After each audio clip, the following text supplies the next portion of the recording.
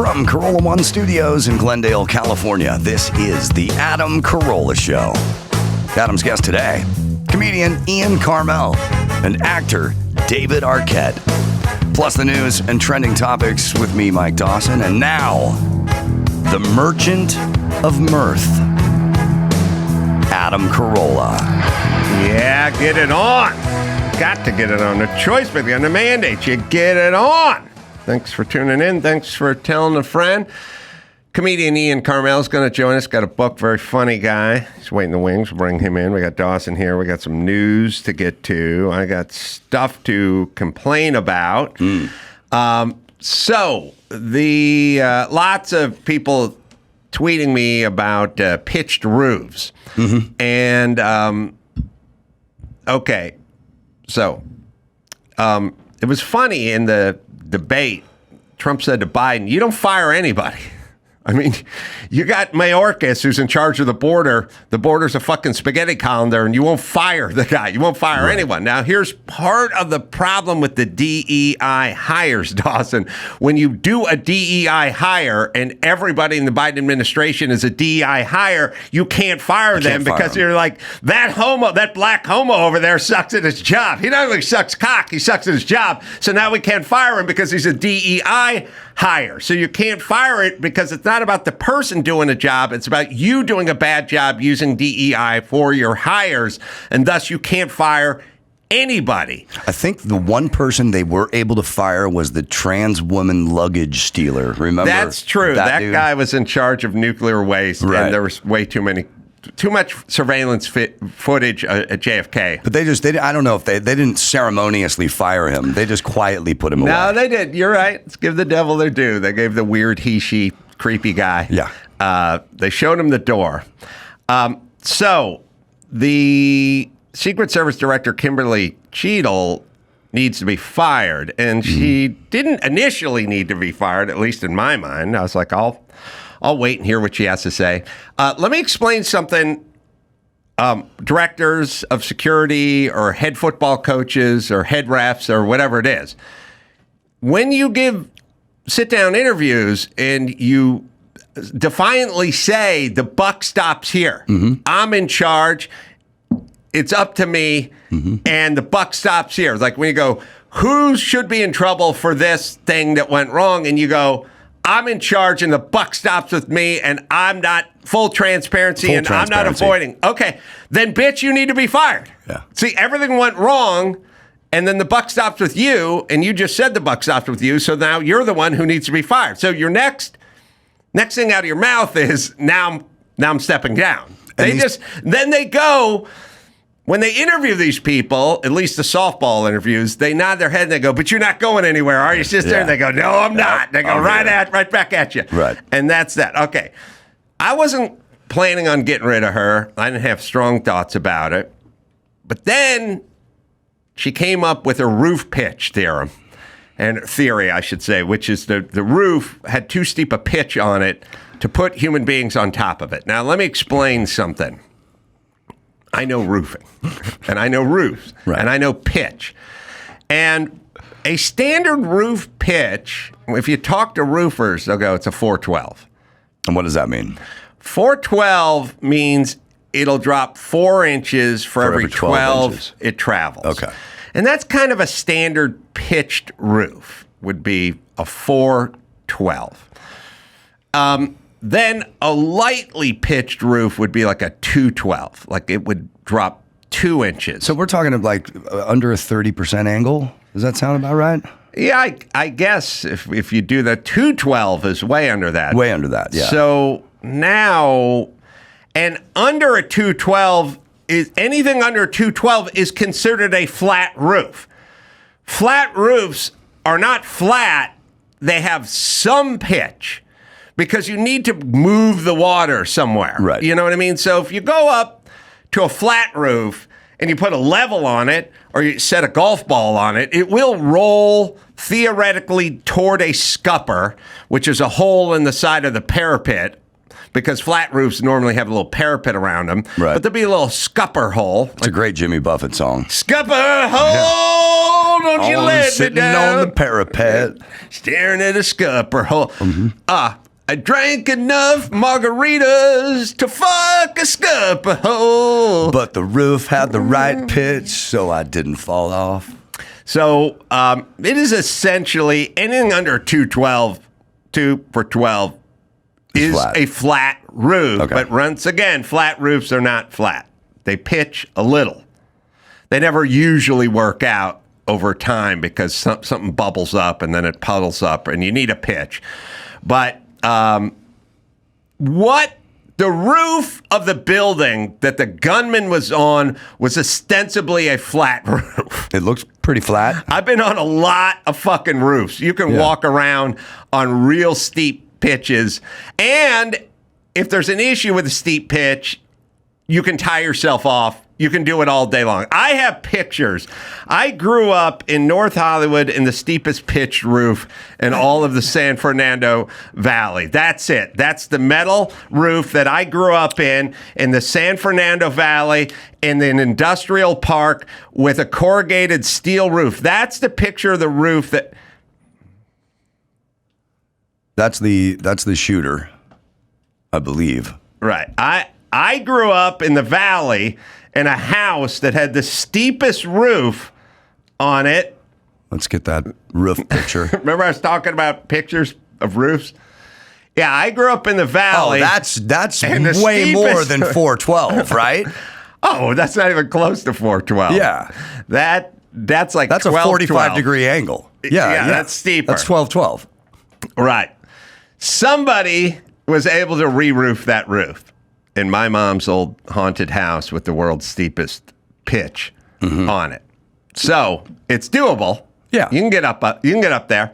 But in this particular case, and then the first house ever bought under the Hollywood sign, which is 1923, built in 1923, the first house I've ever bought under the Hollywood sign the first house I ever bought under the Hollywood sign had the steepest roof pitch ever. Yeah. And I put a slate roof on that fucking house. Do you know how goddamn steep that pitch is? You can go to Carolla.com. Look at the pictures. That's the inverse. That's 1412 instead of. Yeah, no, that's... It has a sheerer drop than the roof travels. Yeah, I think it's 1214. Oh, no, you're right, 1412. Okay. All right. So, but anyway, it's doable. I just thought it was interesting that I know pitched roofs. Right. The roof the shooter was on was not pitched. It was not. So... By the way, it's not pitched. If there's pictures of three guys up there hosing brain matter off it, just standing there in Crocs. That's How they get up there? How they get up there, and why are they rolling off? You know? Okay. I tweeted out that DJ Khaled had more pitch than that roof, and that if you hit a golf ball up there, it would take 2 days to roll off. That's how much pitch it has. So the reason the name of the director Cheadle, which Joe used to be on my screen, but then someone took it off. But you never have to take things off unless you're making room for something else. The reason Cheadle, thank you, unless you're making room for something, you can leave names on. It's not going to throw me. And I wasn't done. Kimberly Cheadle, the reason she needs to go is because she's lying about the roof pitch. There's something wrong with her about the roof pitch, but she's lying. So she needs to go. It's obvious. The guy got up there and shot. He got up there. The fact that she's making that point means she needs to go. Or look, here's the thing. Stupid or liar. Stupid or liar. She's either lying or she's fucking dumb. Right. Or both. But we can't get rid of her because she looks like she's a DEI hire, but we don't know. But this is the problem with the DEI hirings, because we go, oh, she got the job because she's a woman, but maybe she didn't. But that's what we're all thinking. All right, we have her clip, by the way. I do love how everyone who seems to say transparency are the least transparent people in the world. That's a good point. Should that roof have been secure, period? That building in particular has a sloped roof at its highest point.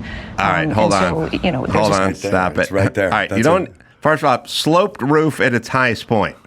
That doesn't mean anything. It doesn't. That's just extra cop talk. Exactly. That's how cops talk.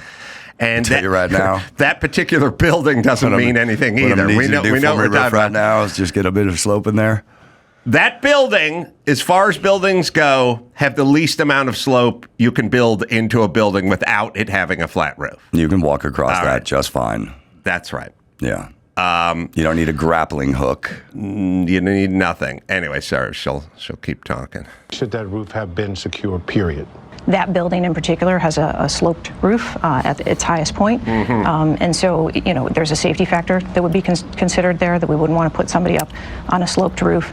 And so, the decision was made to secure the building from inside. What about the safety factor of the former president of the United States? Well, first off, the safety factor. We're worried about her. We just got butt fucked by COVID because of bitches like this talking about safety factors. Safety. Fucking closed schools for 2 years because of safety, number one. Number two, whoever's doing the interview, can you go, we have footage of the building. Would you like to see a picture of this building? Because there's guys walking around on it. They showed it. And the Secret Service snipers who were on the adjacent building had a steeper pitch than this, and they were up there. Now, do you think in the interview, if they had a screen behind her where she could see the roof that she was speaking of, as we saw in that clip, and you see the roof, and she talks about the dangerous slope, it's obvious that it's not there. She obviously didn't see that, and maybe she thought she could get away with it because I don't know. No. We're in word salad, gibberish, chick think era where you just say whatever you want. You don't really care. And whoever's conducting the interviews, it's your job to be the gatekeeper. You need to go. We've seen countless photos and footage of that roof, and it does not appear to have a pitch on it that's anywhere close to steep. As a matter of fact, you signed off on the Secret Service snipers who are on another roof 100 yards away with a much steeper pitch. Yes. So explain the logic behind that. Go. That is a great point. There are two other shooters on a heavily pitched roof. Or not heavily pitched. So it's probably like 412. All right. So who okayed those guys to go up on that roof? Was that you as well? The buck stops me. All right. So you okayed the two snipers to go up on the roof with the steeper pitch than the one you wouldn't okay them to go up on the roof of with a much lesser pitch. And how does that make sense? Explain yourself. Go. There's no explanation. And then we got to fire her.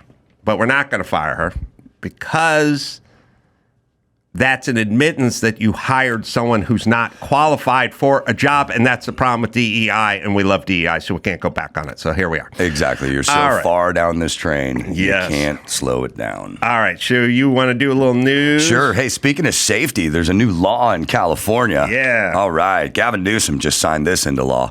It's a first-of-its-kind state aimed at protecting LGBTQ students from having their sexual orientation, gender identity, or gender expression revealed by schools without consent. So basically it means schools can't tell parents if their children have now identified as something else. Here's a very interesting quote here. Chris Ward is the San Diego Democrat who first introduced the bill in the California legislature. He said in a statement on Monday that the Safety Act combats a rise in politically motivated attacks on queer and transgender students nationwide. It's a California law that somehow works nationwide. Here's the best part. While some school districts have adopted policies to forcibly out students, the Safety Act ensures that discussions about gender identity remain a private matter within the family. Well, wait. That's what he said. It does the exact the opposite. other ones don't forcefully out anyone. No. You don't have to out yourself. If you can't be forced out if you don't want to out yourself in high school. All right, listen. Here's the deal. They would really enjoy. There's two pediments to them ostensibly taking over your life 100%. They're really two roadblocks. There's church, There's religion. Listen, everyone, they would like to take over your life 100%. And people go, oh, come on. Well, I don't know. You tell me what evidence you've seen that they don't. We just went through COVID. They sprung into action and took over every part of your fucking life, everyone. Yes. They shut the beaches. They shut the churches. They shut the schools. They got involved with every facet of your life. They wanted you to get forced to wear a mask and get a vaccine. Otherwise, they're going to get you shit canned for your job. There's no part of your life that they do not want to be involved in. Is that clear? Is it clear to everyone that they want to be involved with every fucking facet of your life? They're starting to try to implement, like, we want mileage restrictions, and we want to know how far you drive every day, and we want to be in charge of tech, and we want to know what you're tweeting, and we want this. They want to be in control of every facet of your life, which is, well, why wouldn't they? That's what they do. They make rules. I've said it a million times. Take beavers, put them on the roof of the Empire State Building, and what are they going to do? They're going to start looking for wood because they got to build a dam, because that's what beavers do. They build dams. It doesn't matter if they're on the roof of the fucking Chrysler Building. They're building a dam because that's what beavers do. What do lawmakers do? It's in the title. I am a lawmaker. I make laws. I go to work every day and I make laws. Why? Read the sign. Lawmaker. You understand? It's in all the titles. Cake baker. What do you do? Well, I bake cakes. But there are laws about that. Bread baker. What do you do? Yeah. Welder. It's in the title, everyone. Transmission mechanic. What do you do all day? I make and fix transmissions. Okay, you're a lawmaker. You make laws, and they add laws, and they don't subtract laws because that's not their job. Their job is to add laws. Right.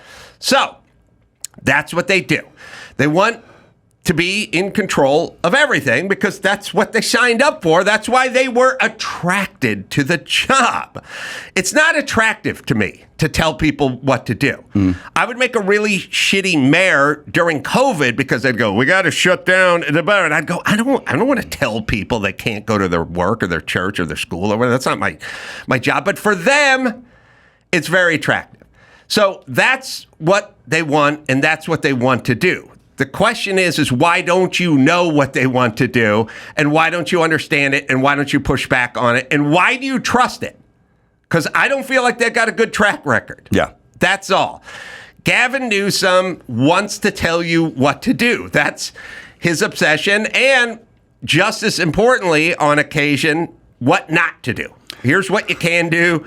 That's good. That feels good to him. Here's what you can't do. I'm a lawmaker. That's what I do all day, every day. And now we're fucked because that's what we're living in. Now, what you want to do is you want people who have the job but are much more sensible about it. We do not have that here. So they now do not want you to talk to your kids. So What's the impediment? What stands in the way of them making all the laws and controlling every fucking facet of your life? What are the two? There's two things that stand in the way. Well, one is religion. Religion is one. And the other is family. And the other is family. So what are they gunning for? Yeah. What are they going fucking hard in the paint for? They don't like religion. Strip clubs and liquor stores were open, and Trader Joe's, not churches, during COVID. How'd that happen? What happened? What the fuck's the difference between a spearmint rhino and a church? Well, there's a few. All right. They don't want religion because that interrupts their mission. That confounds their religion and their mission, and they don't want parents in control. So why is every single piece of legislation something that has to do with we'll be the parent, we'll be in charge? Hey, what are school lunches, school breakfasts? We'll feed the kid. We're going to feed the kid. We'll tell the kid what to do. You don't get involved with this. And if you start showing up at school meetings and start getting boisterous, you start spouting off, we got our eye on you, Jack. We're coming for your ass. It's so abundantly clear what they're trying to do. The question is why does my mom like it? That's the question. Why do people like it? Yeah. It's not like they ever do a good job of anything. They just fuck things up more. I want to piss you off a little bit more. Tony Thurman, the state superintendent of public instruction, said this. Now that the law is passed, Yes. he said, our teachers can now focus on teaching the critical academic skills that our students need to succeed, not on policing the gender identities of children. I believe California is close to 40th ranked in the state, maybe 37th. I think that Yes, under we're 40% of our students department. perform at grade level in mathematics. Yes. Yeah, we're horrible. And slightly more in English. It's an agenda. We're fucked. Homeschool your kids if you're in California or just move out. Well, this news pissed off Elon Musk, and he's out of Hawthorne. SpaceX is moving to Texas. You know, there used to be like 13 automotive manufacturers in California. 13. They're all gone. Toyota was here. Nissan was here. They were all here. They're all gone. They're all just moving out. Good, Elon. Elon's got fuck me money, so that's good. He can make statements. Yeah, he's moving to Texas. He says it's in response to Gavin Newsom signing the new law that bars parents from being notified. He said this is the final straw because of this law and the many others that preceded it, attacking both families and companies. SpaceX will now move its headquarters from Hawthorne, California to Starbase, Texas, which makes sense. Starbase. Yeah. Good job. Yeah, well, that's what it's going to take. Now, I'm trying to think because I've always said safe spaces and octagons. Everyone's just moving out. And Drew always says, what's the upside? I mean, where are we going with this thing? At a certain point, California is going to have to say to Texas, you got to just pay us every month or something.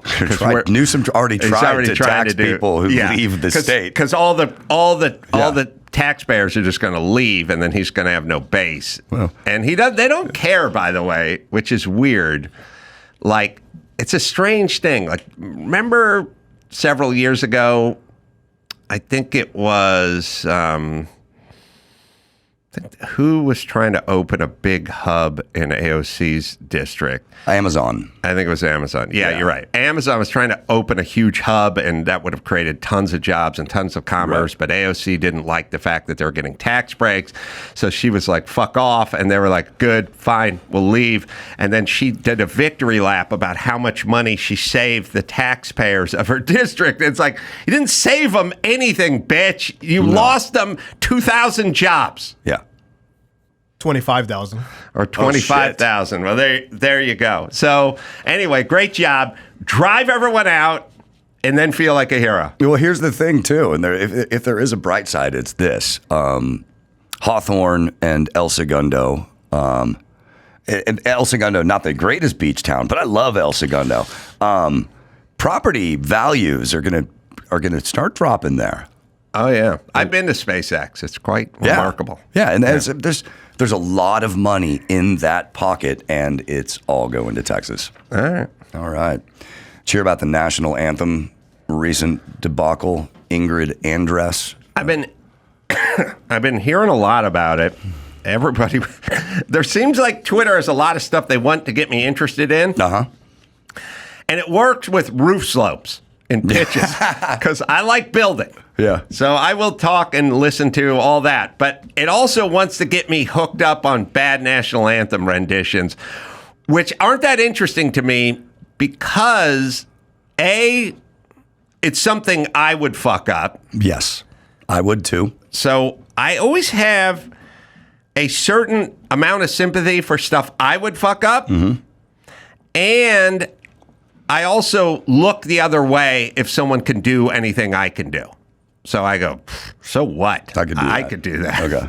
Yeah, well, she gave How could that person be good? I could do that. She gave a pretty I could do that performance. Maybe we got it from the top here because she starts off okay. Now, I do have a slight obsession with the National Anthem where they don't learn the words. Because the deal is you get at least 3 weeks lead time on this. And this is on you because next time you're in an Uber a week out, right, just pull up the lyrics of National Anthem on your phone. You take a 45-minute Uber to LAX. You could recite it 15 times just on the way to the airport. Like that's on you. So when they fuck up the lyrics, that I am interested in. But here she is. Here she is. Oh, say, can you see? A little pitchy right off the bat, but not A little bad. pitchy, dog. Really like You got a pretty voice. what so proudly we hailed. Sometimes a crack in the voice can work. I mean, the good news is all the All-Stars are from the Dominican Republic, so they don't even know the fucking words either, right? They're like, doesn't sound like mine. Like if I made it to the Dominican All-Star team and they were just singing the Dominican National Anthem, not that they have one, but if they were, I'd just be sitting there going, I don't know, fuck it up. Sounds fine to me. Or I'm not offended.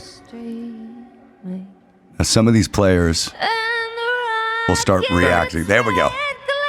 There we go. The bombs bursting in air gave proof through the night.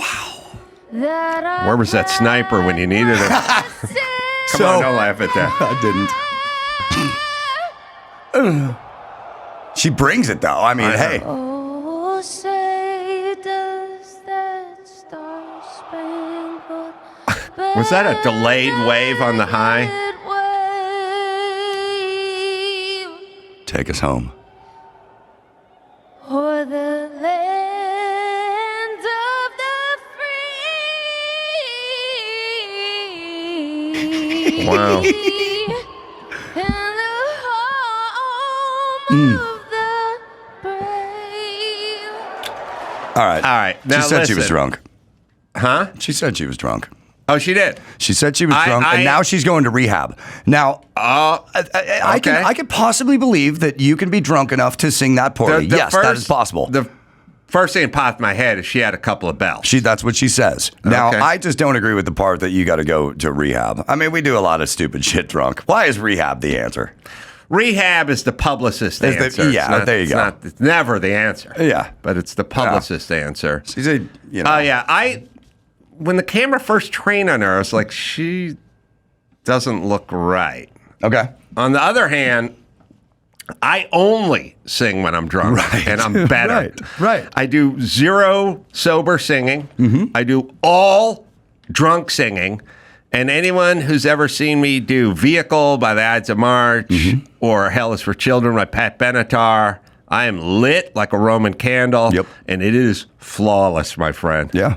And there's not a dry eye in the house. We got to get you on the Anthem circuit. Yeah. Because that's what we need. Yeah.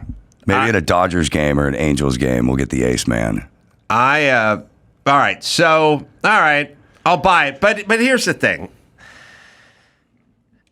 Do not accept that job if you do not have big time pipes. That is, yes. And- it is an and- incredibly difficult song to sing And correctly. She could have had a couple of pops, but a couple of pops. I mean, God knows what was coursing through Whitney Houston's veins 3/4 of the time when she hit the Right.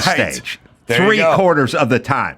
But that bitch had pipes. Yeah. Right? Yeah. And when you got pipes, I mean, it's like saying, look, Chuck Liddell's had 3 beers. I'm going to kick his ass. Like, no, you're not. He may be a little off for Chuck Liddell, but he's not off for ass kicking.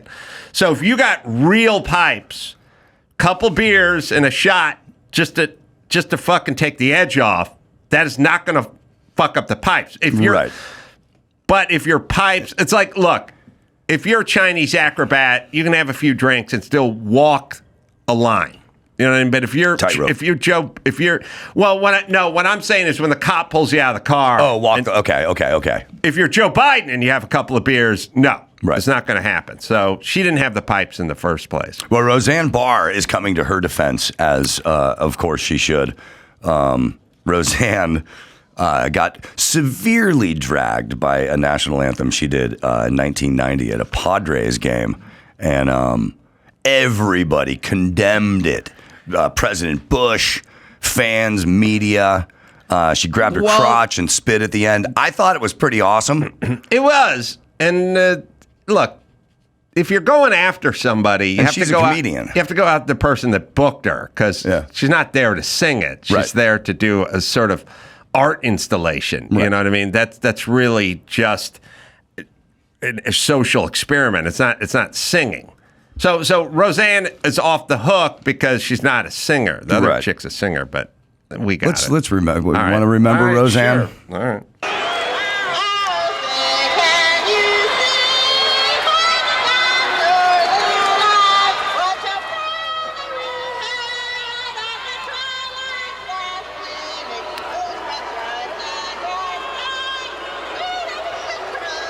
They're booing her badly. But how is this going to go? How else? You're right. How there's else no is it other go? way The person this goes. Yeah.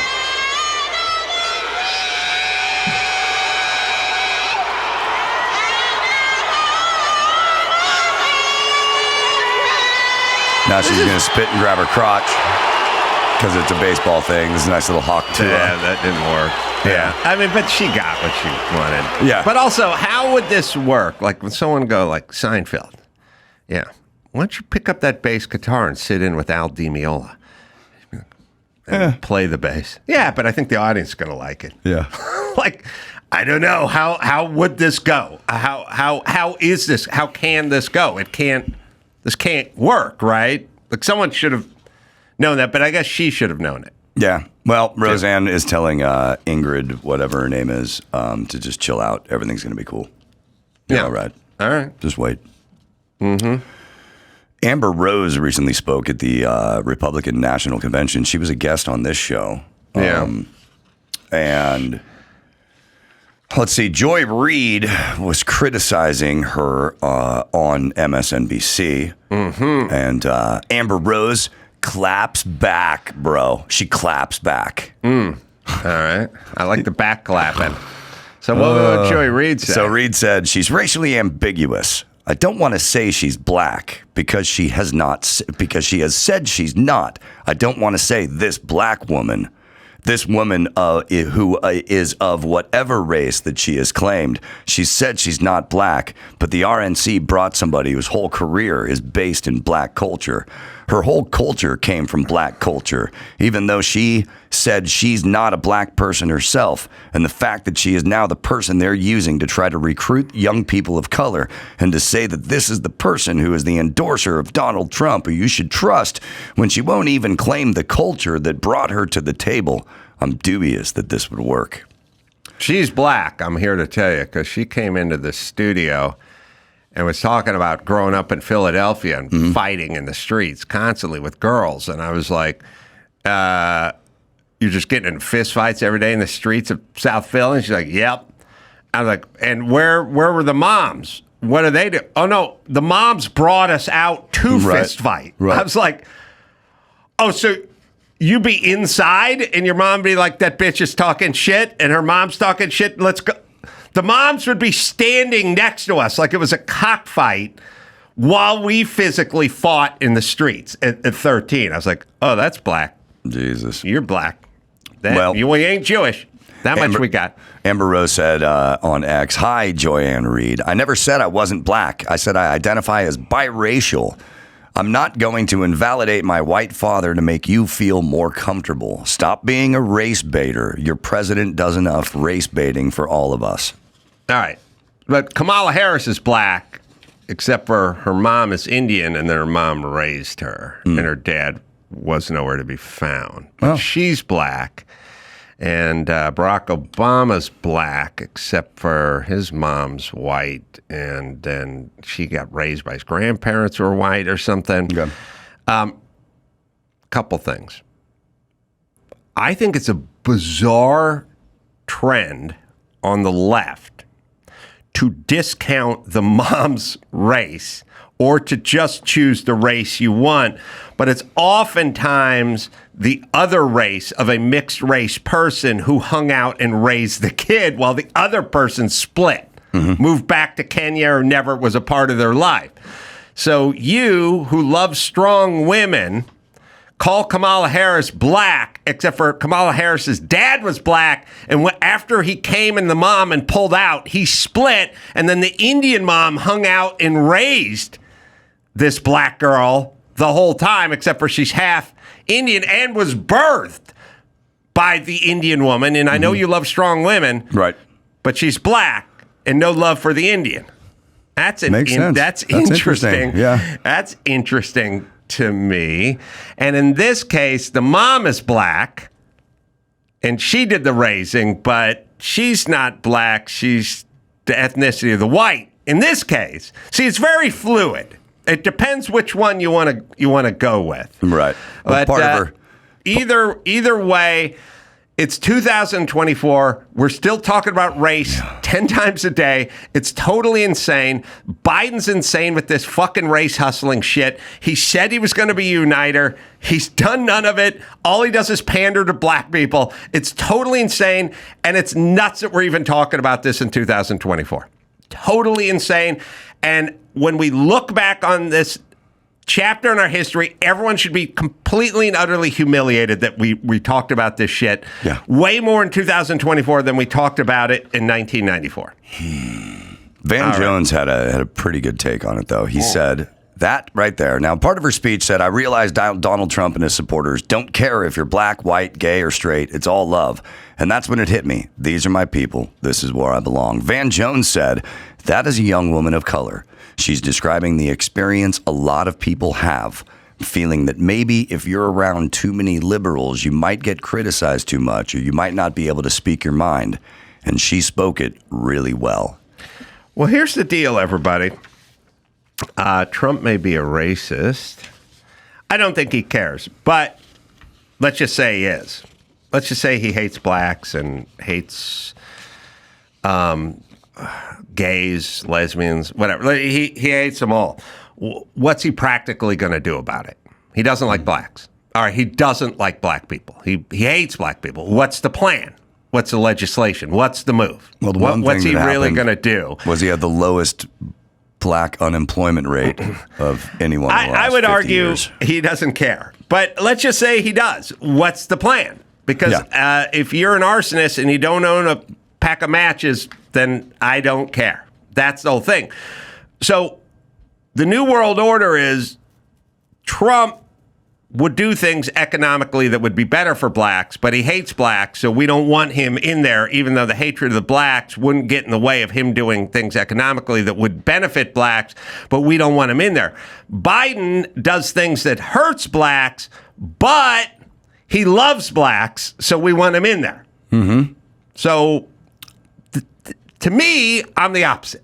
I don't give a fuck what you think about anybody. And first off, it's not knowable.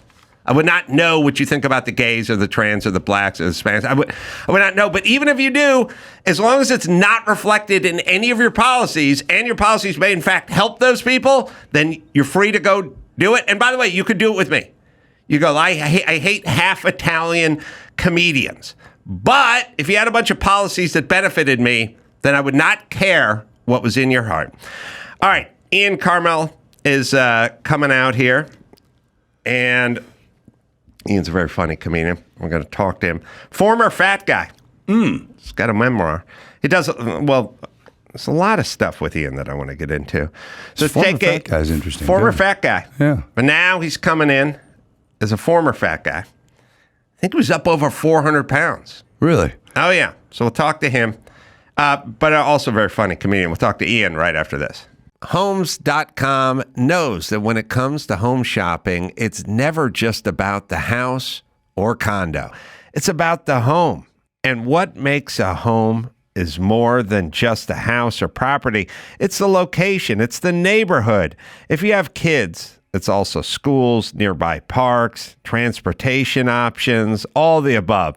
That's why Homes.com goes above and beyond to bring home shoppers the in-depth information they need to find the right home. And when I say in-depth, I'm talking about deep. That's right. Each listing features comprehensive information about the neighborhood, complete with a video guide. They also have details about local schools with test scores, state rankings, and student-to-teacher ratio. They even have an agent directory with the sales history of each agent. So when it comes to finding a home, not just a house, this is everything you need to know, all in one place. Homes.com. Homes.com. We've done your homework. And now, Alcoa presents Definitely Not a Jew on the Adam Carolla Show. Dateline, Columbus, Ohio. A 31-year-old man who was found sleeping outside of a Big Lots was arrested for breaking and entering into several stores, including Petland. When searched, police found his pockets contained 2 hamsters. Definitely not a Jew.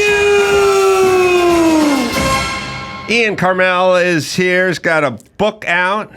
It's a memoir, T-shirt, swim club, stories of being fat in a world of thin people. Yeah, people used to be thin. People used to be thin. And now the they're world not. is still mostly built for thin people, although it's getting a little more accommodating in the waist. Well, thin people cost less money, like on airlines and stuff like that. So they keep shrinking everything. They try to, what they do is they go like, Doritos goes, look, we don't want to charge more for our fun pack, so we'll just put 20% less chips in it. Right. Not helping fatty. And the that's seats not are getting helping smaller. fatty. The seats are getting smaller. Doritos should funnel some of their money to the airlines to make the seats bigger. I would sign off on that. Because they're getting fat off of fat people, and then the airlines, they're making it more difficult on fat people. There should be some profit sharing. So what were you, like, how big a fat kid were you back in the day? I was a pretty fat kid. I was probably 300 pounds in middle school. I was definitely 300 pounds by middle school.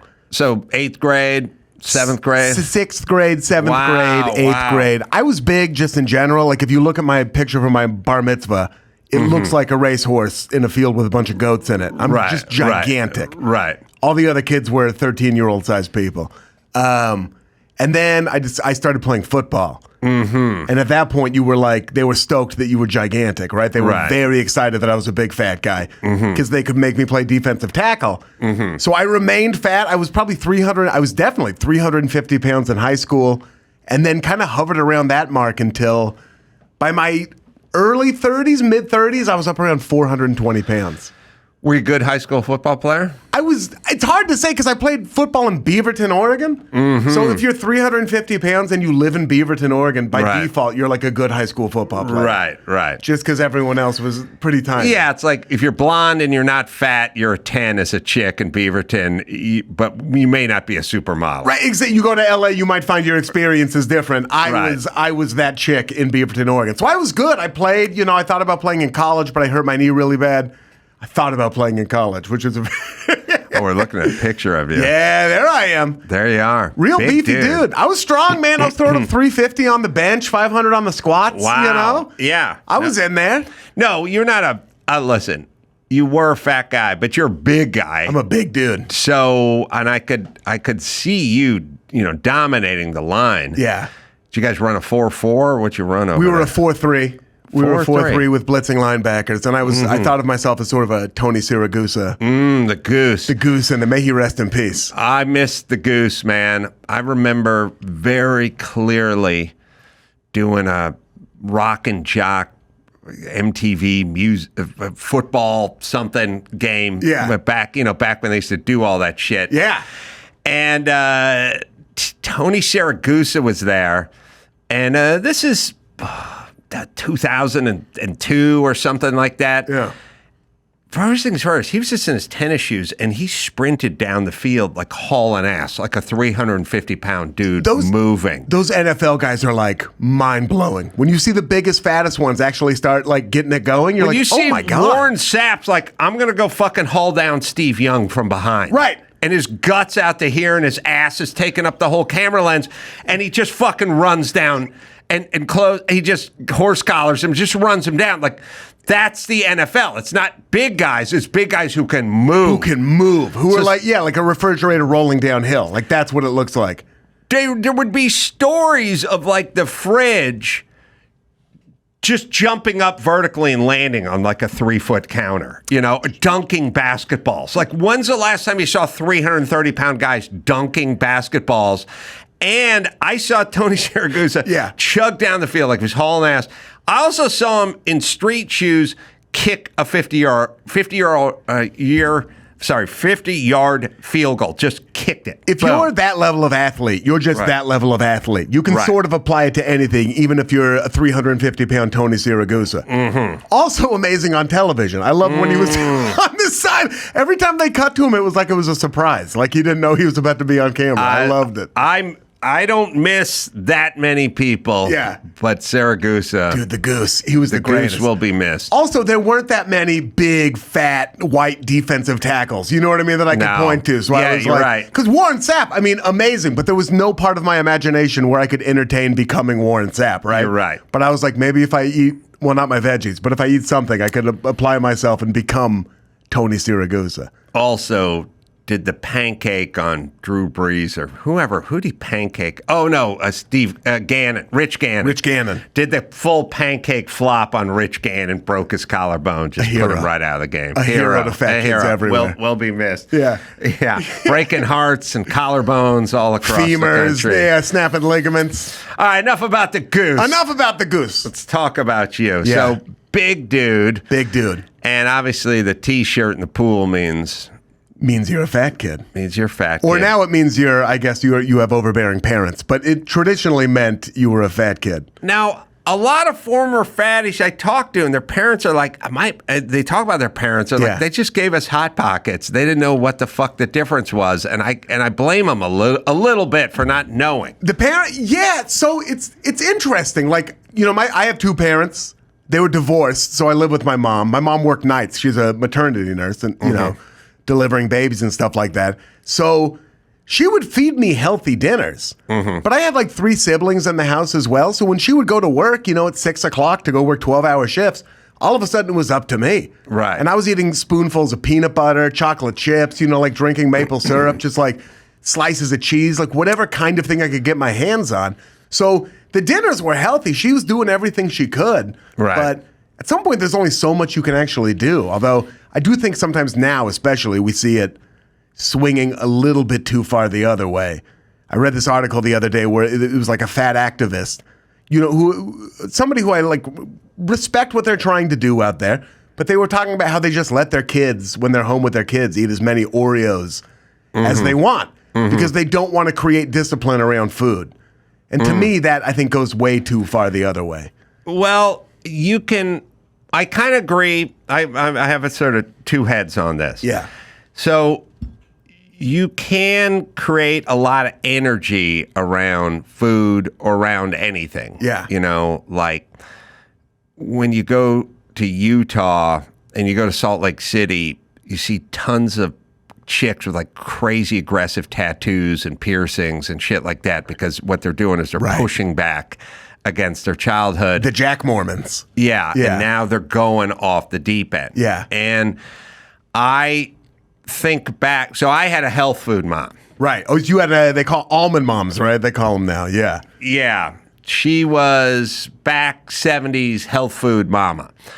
And so she did a lot of, so basically telling, young men and women, to a lesser extent, probably in their own weird way, but just young kids, sugary cereals, poison, and this is bad for you, whatever. Just all that does is create some sort of underground obsession and insanity. And then we do it, we understand, like, ew, in Sweden, the moms will eat dinner topless, and the 14-year-old will drink wine with staring at mom's areolas, and there's much less rape, and there's much less alcoholism because we didn't build this weird taboo edifice around everything. You're not allowed to touch those things. This is bad. This is dirty. Yeah. You know what I mean? And so the second my mom with her 17-grain sprouted bread and her fucking unsalted raw peanut butter and all the fucking horrible shit she tried to get me to eat, the second I went to my neighbor's house to babysit, it was cans of pie filling and Toll House morsels being dumped. Just making unholy creations. I would make things that, like, if it was like if police found it, they'd go, this is how a diabetic would try to commit This is a suicide. suicide. This is a suicide attempt from a diabetic. He took pie filling, Captain Crunch, and Toll House cookies and poured them into a bowl. Things that don't even make sense together. Right. Maple syrup instead of milk. The reason it didn't need to make sense, I was on a mission. I was a junkie drinking rubbing alcohol. You were rebelling against carob root. Right. Yeah. My mom went too nuts Yeah. with the fucking carob, and so I pushed back. Carob is the worst thing on earth. It tastes like insulation. It's insane. Carob is all the downside of a Hershey's bar, zero fucking upside. No upside at all. Nobody- It's a farce. That has Carob created is to more harm. Carob is to chocolate what Postum is to coffee. Yeah, It's tab to soda. It's just the worst. fucking drink the real version. Just have one Coca-Cola. Have one actual chocolate bar instead of the amount of carob that you need to eat to feel numb enough to not want a chocolate bar. It's insane. It's the same thing with halva. Halva is sand with honey in it, shaped in a brick. Halva is like what I believe Moses ate as they were crossing the desert because it was like it's the only food we have available. It's what is halva? Sesame? It's sesame. It's sand with honey in it. As far as I can tell. Listen, Jews obsessed with suffering. That's the only reason that we have halva. I try to explain this to everyone. Molasses, brown sugar, honey, it all just hits your liver the same way. Yeah. It's all just sugar. Yeah. So fucking have sugar. So why are we having the halva version of it? I'm saying carob. I used to go to Irwan back when Irwan was hippy dippy. Oh, the OG one. OG Yeah. Irwan in like Burbank, Before California. the $20 Haley Bieber smoothies. Nothing Yeah. except for a bunch of super crunchy hippie Yule Gibbons fuck-ups walking around. And there was a huge barrel of carob. Yeah. And carob cannot be shaped or molded. It comes in shale. Yeah. It's like, it comes... It's bizarre Yeah. what it comes into, but it's like roofing more than it is dessert, and it's just a big barrel, and you just buy these big, weird, oddly shaped chunks of it that were wrapped in cellophane, and for some reason that was okay for my mom, but you couldn't eat a Snickers bar, but it was just sugar. It's all the same shit. It's all the same shit. If a document came out that was like unsealed saying that carob was a Soviet Union attempt to destabilize Yes. American values, I'd be like, oh, well, yeah, job well done. Yeah, so what my mom would do is she'd go, look, no, you can't eat Captain Crunch, Yeah. and you can't eat Sugar Pops or anything you want. I will get grape nuts, and then you can take half a jar of honey and 7 boxes of brown sugar and just dump it into the grape Because nuts. it's from the earth. And it's from the earth. It's from the earth. You know what my theory was with my mom? My mom was very progressive and very hippie. Yeah. She didn't like anything that started with the word white. She didn't like white rice. Oh, she didn't like white sugar, bread. white flour. Brown sugar was fine. Brown sugar is just white sugar with molasses in Yeah. it. But my mom would let you eat as much brown as you wanted, but she stay away from the white. She didn't trust the white man. She wanted you to have Symbionese liberation popcorn while you were watching a movie. You are talking to the only podcast host you will ever venture in front of who went to the burnt out SLA house. Did you really? In South Central as a my God. field trip with hippies. I'm from Oregon, so they had a deep connection to the Symbionese Liberation Army. Yeah, they had camps all over. We went to the burnt out house that 5 of them died in. So you just went to pay your respects, lay down a foraged flower bundle. What you realize, here's what you got to realize with hippies, because I spent a lot of time with hippies. Yeah. They are crazed narcissists who really want to do what they want to do all the time, but they couch it, they drape some noble flag over themselves, like, hey man, I could go to work for the man, but I don't need to go to, like, bitch, you're not paying your bills, right. And we're fucking hungry. It's like, I don't need to prove to you that I can work for the man. Everything is, I could join the army, but I'm not going to go kill the brown man. It's like, you're scared shitless. You want to sit home and not fucking work and complain about everything, and not do anything for anybody. So I had hippie teachers because I went to a free range school in like 1974. Right. And they were like, you know what would be a great cultural experience for the 9-year-olds? We should go check out the burnt out SLA house in South Central. I'm fucking 9. That's I got hilarious. nothing to learn Everybody from else this. is at Knott's Berry Farm. I would be much better off learning nouns and pronouns back here at school, but you don't feel like that. So we're going to go on a field trip because it'd be good for the kids, except for it wasn't good for the kids. It was the fucking hippie parents who wanted to go check it out. You're watching a version of Steamboat Willie with Fred Hampton in it. That's right. Jeez. I mean, what was that? 75, 74? Must have been 75, 76. That's amazing. 75. I went there. So With your parents or on a school trip? That was a school trip. That was a hippie school trip to go to the burnt out SLA house where the gunfire broke out with the SWAT team. Back when the SWAT team was the SWAT team. Back you know what I mean? Like, the guy get on the bullhorn and like, all right, we're going to give you 1 minute to come out with, and you'd already hear shots going off, and they'd go, oh, fuck it, we'll just start firing. The hostage negotiator was a machine gun. Right, that's how they negotiate it. And they lob in tear gas, and it catches shit on fire, and then the guys crawl under the underpinning, and they all die. Yeah. And then my school takes a field trip there so we can pick up spent bullet casings when I'm 9. Fill them up with soil and plant a flower in there. Put a daisy in it for peace. So I got onto the hippies fast. Immediately, they're like, I mean, the hippies and and angry. Hippies, They're angry. They're too. furious. They're basically fascists. They're so close to like fascists, but they're looking different directions, so they have no idea that they're back to back. They're right. They're them. draped. Yeah. 74, perfect. Right. They're lazy, angry narcissists who drape themselves in some sort of flag of peace and I love everything, except for they won't do shit for first off, they don't even want to pay taxes. Yeah. But my mom was like 80. And when my mom was 80, she said to me, rich people don't pay taxes, though. I'm like, first off, bitch, you've never paid taxes, so but you're the one who's complaining about no tax rate? Could we have tried the rich version of that? All you've done is gotten money from other people in the government, and you don't think I pay taxes? That's all I do is pay taxes. But you've decided. Self-entitled, narcissistic, super angry, hate this country. Other than that, I have a great affection for hippies. Well, you seem to be at peace with it. All I'm saying is when I see the modern day version of it, like, oh, the chick with the blue hair who she just wants Hamas to mellow out, or she thinks Palestine wants to live free with that. I'm like, oh, I've seen this before and I know what it is. All right, fuck it's those the same. people. It's the same person, different haircut. Yes. Yeah. All right. Sorry, we're digressing. Let's get I back love to fat. I love a digression. I love a digression. So Oregon. So you must have been jealous of me hanging around the Siboney's Liberation Front. So much. By the way, Siboney's is a made-up word. Not even a place. I don't it's think not a place. anyway. No, it's from Sabonia. I don't know. I think we're trying to liberate Sabonia. It's like from a Marx Brothers movie or something. But it's smart to make up a word. Yeah. The Sibian, though, that's that vibrating sex toy, too, Yes. right? Are those connected in any sort of way? The inventor may have been Sibian. He might have been Sibian. Those are the two great contributions of Sabonia. Oh.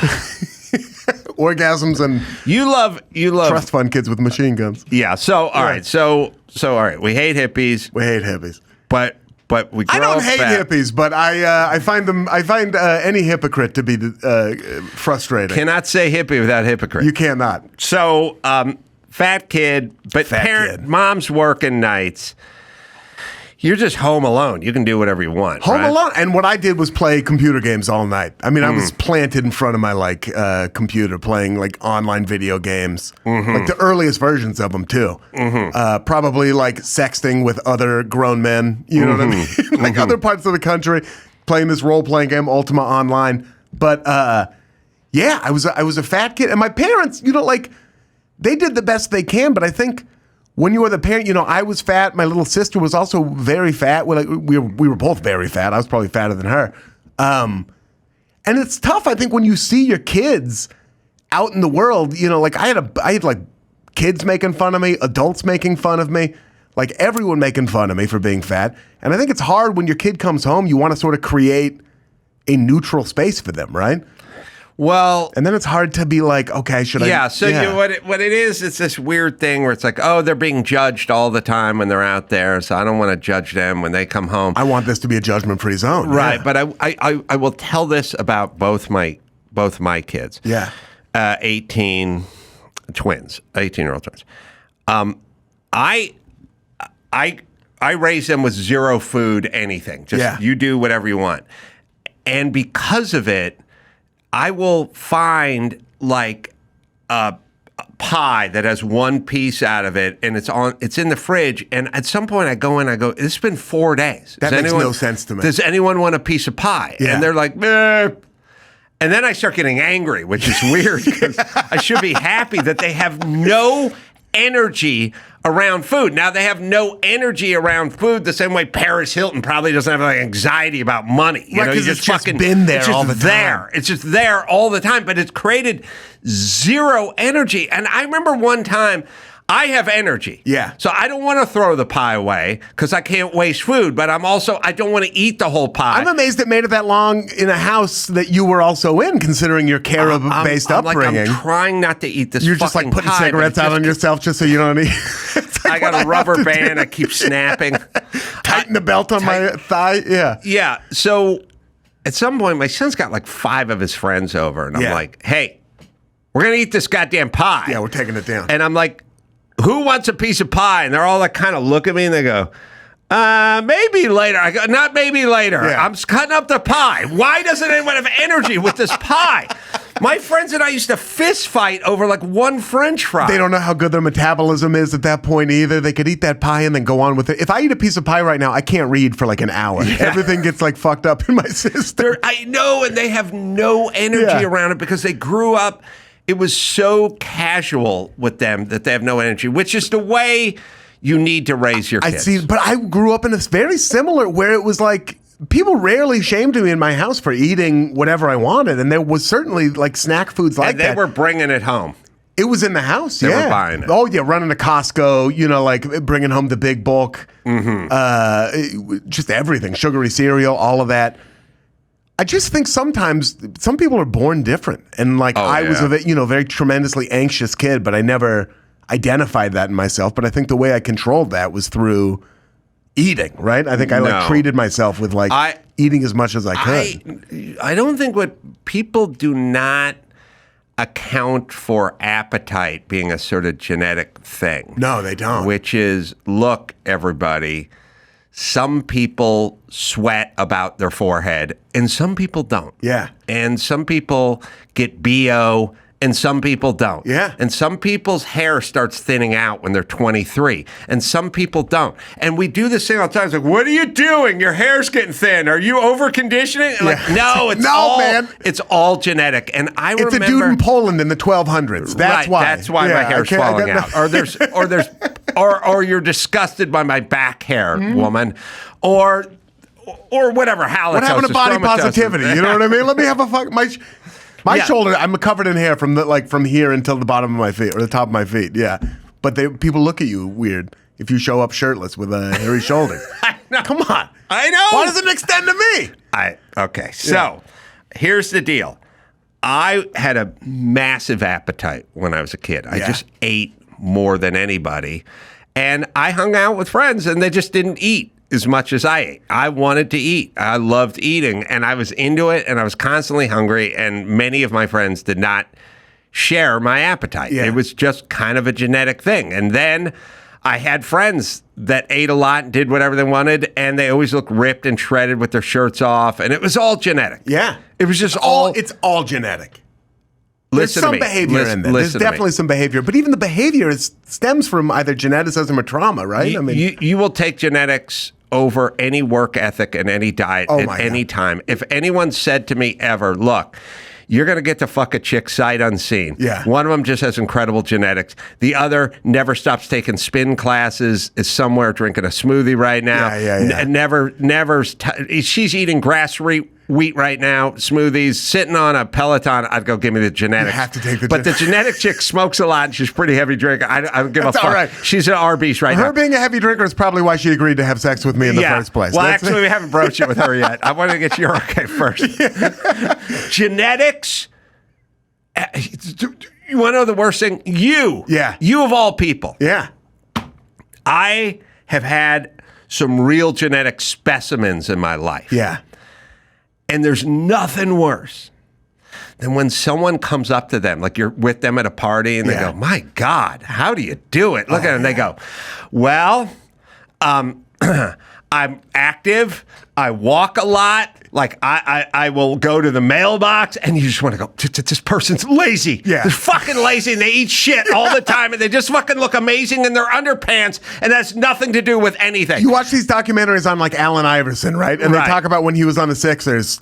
You know, he would like go out after games, and they'd be at TGI Fridays, and he would be drinking like cocktail after cocktail after cocktail and eating TGI Fridays. Terrell Owens ate McDonald's on the way to game. LT. Right, exactly. Just on cocaine and I don't know what he ate. I imagine pussy and a whole what he cow did. before every game. And it's like, listen, man. I mean, Genetics. For me to lose, when I got to my smallest, I weighed around 220. So I lost about 200 pounds, right? Wow. I have since gained. How did you lose 200 pounds? It sucks. It's just I ate less and I moved more. Ugh. And I ate better. But to a point of like to lose that much weight, a level of like control, almost to the point of mania. And about what I ate. job. Full-time job. They're like cheat meals maybe like once a month, every, month and a half kind of thing. And that's just if you are genetically predisposed to be the way that I am, and you live in a world that is, full of like food that is, processed and maybe not as good for you, and that's easier to get, like, that's what it takes. It takes like a Catholic level of devotion to just eating whole foods, like vegetables, proteins, and that's it. It's almost like you've lost the use of your legs. You have the special outfitted van. Yeah. It's going to take you a little longer to get in. You got to get up earlier in the morning.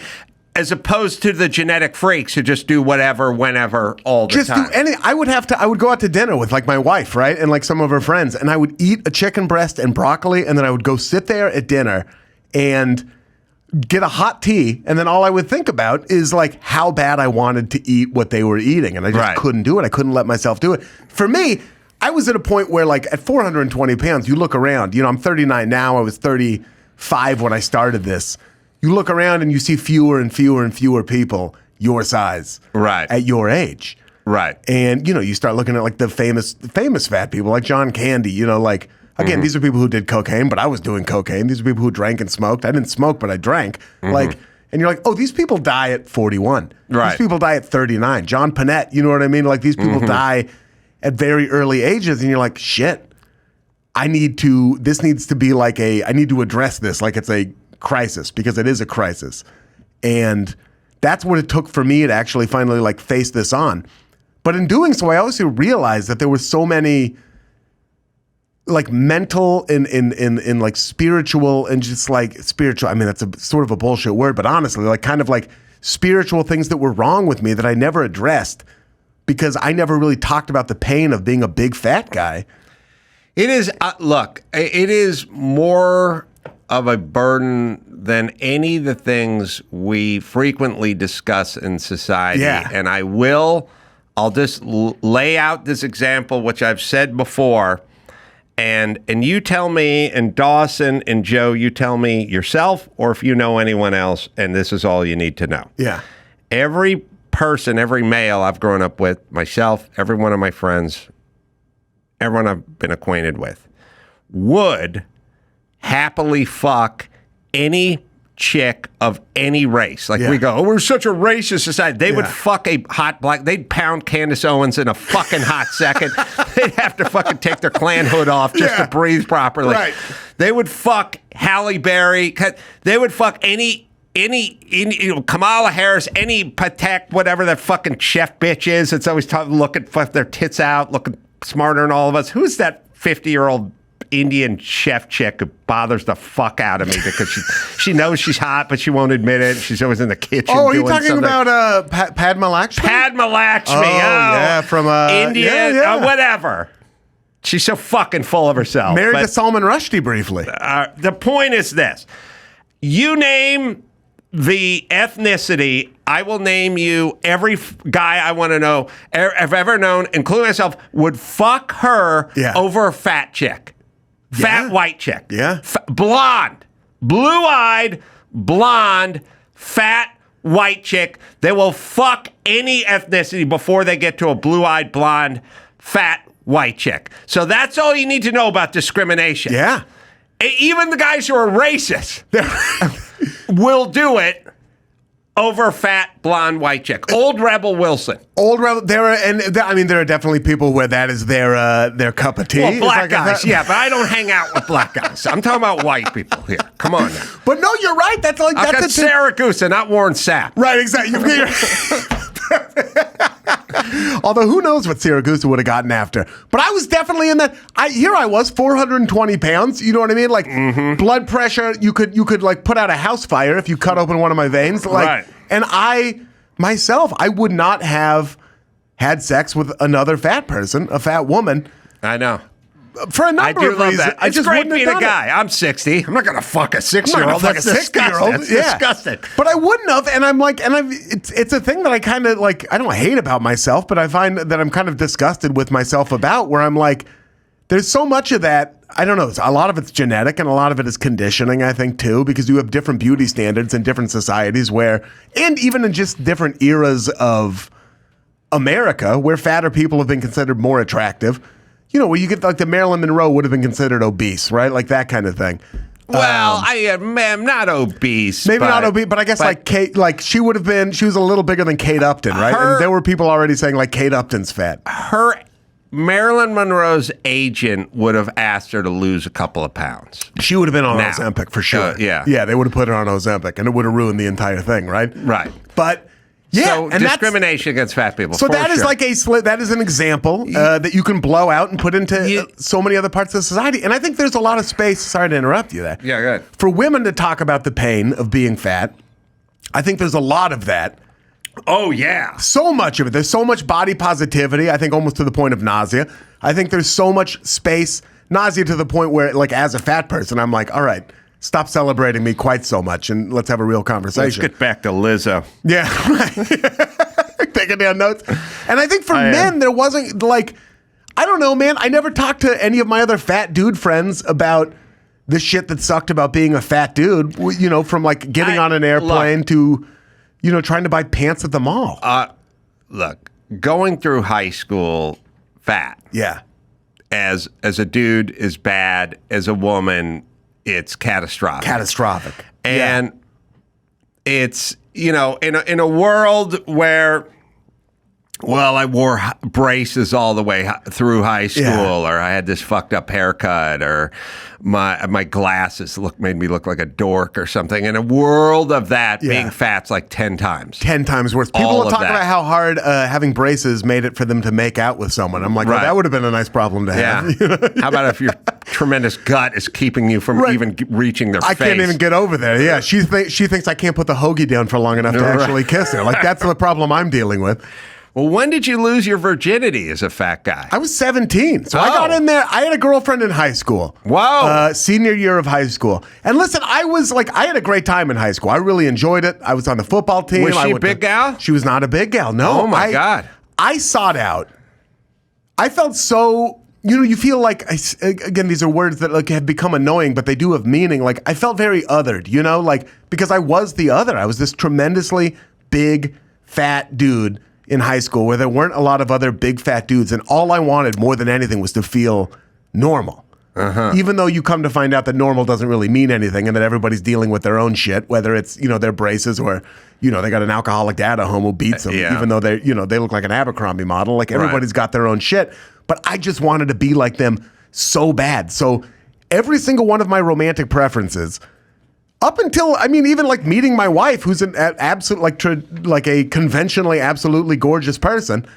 And that's not just me saying that, because I also have to say that she is. Like, I have sought out skinny women because I think if somebody sees me romantically linked with a skinny woman, that must validate me somehow. Well, they think you're rich, They too. think I'm rich, or they must think there's something okay about that guy, where it's like, oh, he's with a hot girl, he must be okay, I right? get it. Everyone wants to be the hot girl, but how'd you land the normal size girl in high school? I think just by being charming and like, I guess there was some cachet of being on the football team, but mostly just by being like a funny, charming person. I dated this woman for a couple months. You know, I lost my virginity to her.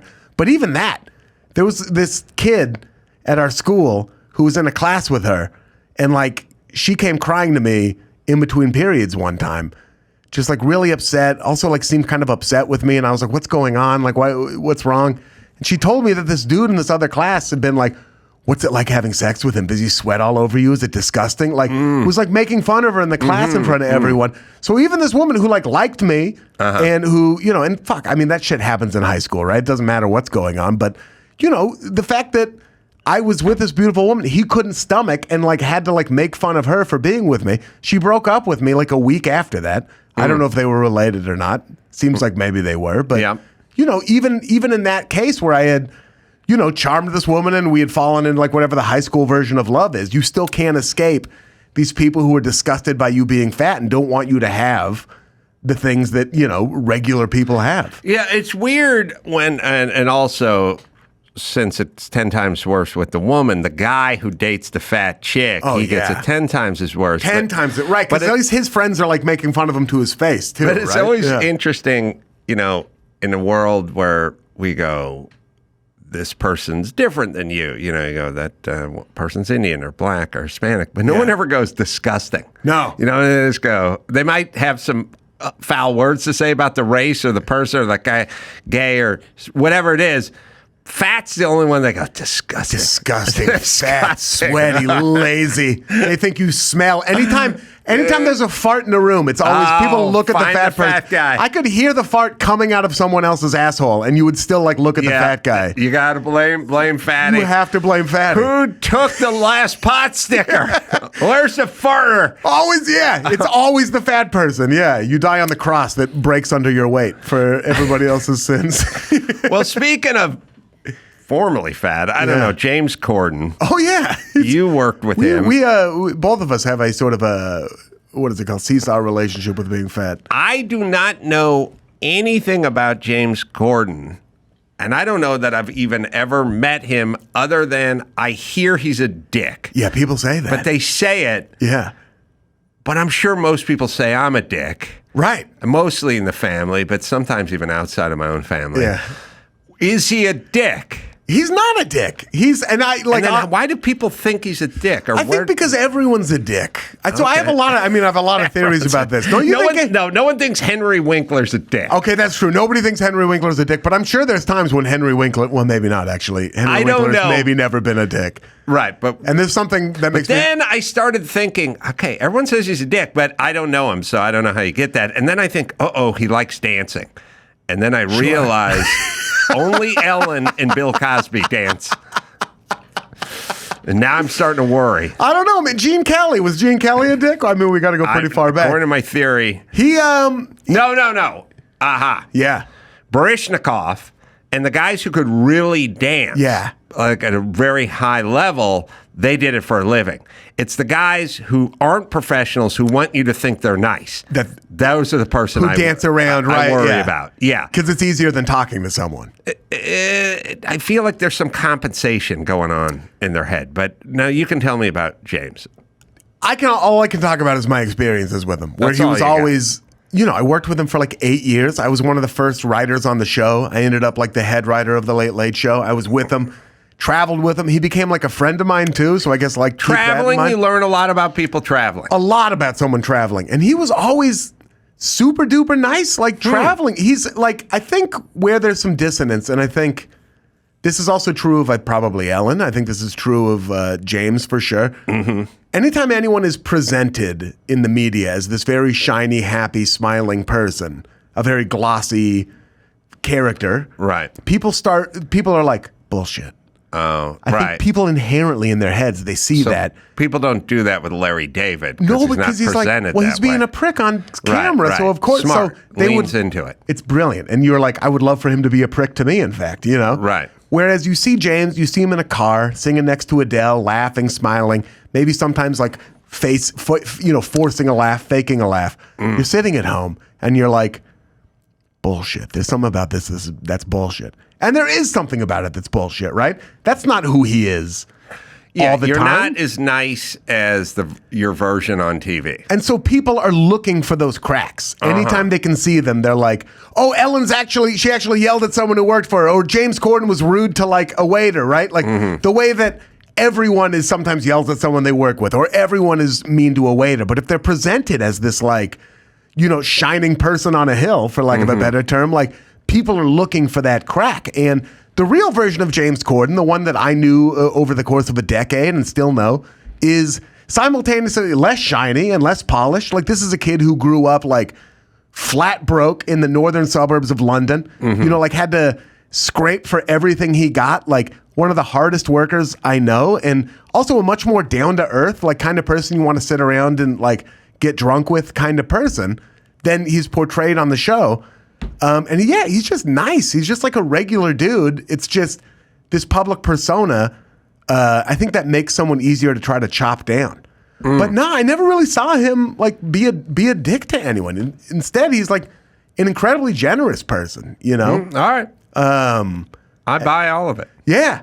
I think, but like, probably there are people who he's been a dick to. And probably there's people who like Tom Selleck was a dick to. There's people who I've been a dick to, if you've been a dick to, right? But we don't have this. Well, people's recollections are getting real scary.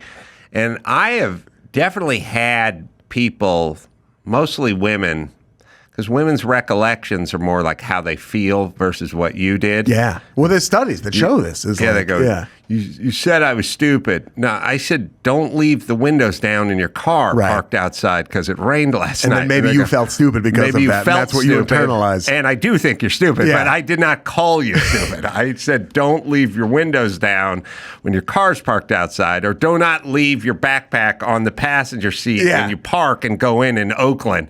Right. Because somebody's going to see that. And you say I called you stupid. It's like a ripe berry on a bush. It's going to get plucked. So we live in an age of moral, the moral Olympics too, right? Where like being aggrieved has a value in society. It has power to it. We've done that. It has a lot of power to it. So also, once a piñata has a crack in it, whether that's James Corden or Ellen or like whoever, take your pick. Once that and someone's like, oh, that's a safe person to direct my animosity at.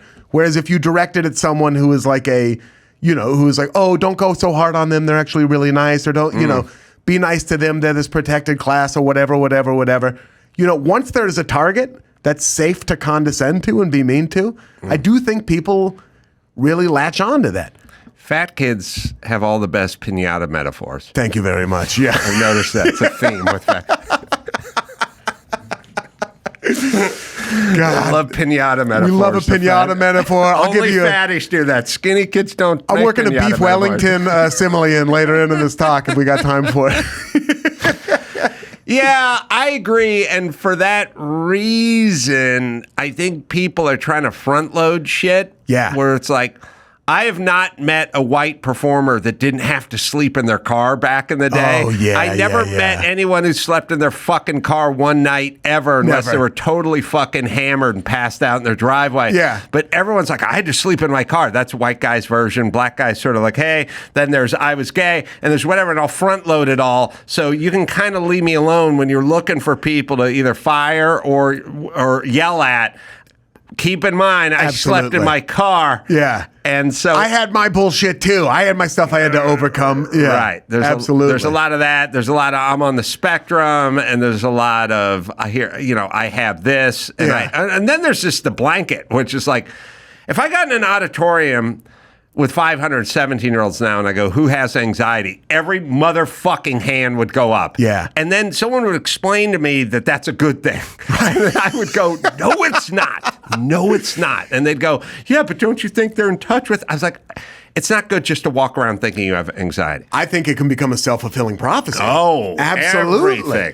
Everything Having becomes said that. I went the other way. I denied any sort of anxiety. Good for you, stud. As a kid, I stuffed it down. But That's why you're a run stopper. Goddamn right. Yeah, you can't come up the middle on us. Saragusa was walking around talking about anxiety, or was he fucking pancaking? He was pancaking guards? people. We can't do anything about the passing game. Sorry, you're nervous. But I treated it with food and stuff like that. So I don't know. It's like anything. I think the pendulum swings so far in the other direction. I also think it's probably easier to be anxious right now if you're looking at your phone now I sound like an old dude, but like if you're looking at your phone every 30 seconds and you're constantly, like you have the hierarchy being demonstrated in front of you on social media all the time, I think that would make you a little more nervous. Everyone is doing everything and none of it is good for you. Yeah. What you need to do is you need to hike in nature and listen to classical music. That will cure everything. But you sit home and you stare at your phone. You do. And that will fuck your shit up. And I've been saying this for 25 years. I used to do Loveline, and they'd always call in. They go, I want to get on the SSRIs. I want to take this thing, and my doctor's prescribing this because I have hyper dysmorphic disorder, whatever the shit. Everyone had ADHD. Everyone had everything. And I would say, before you take the pills, put your Walkman on, put your classical music in it, and go hike. And do it for a week. And then tell me if you feel like you need the stuff. And Dr. Drew would argue with me a lot. But now every study that comes out that says hiking and classical music is better for you than the serotonin reuptake inhibitors.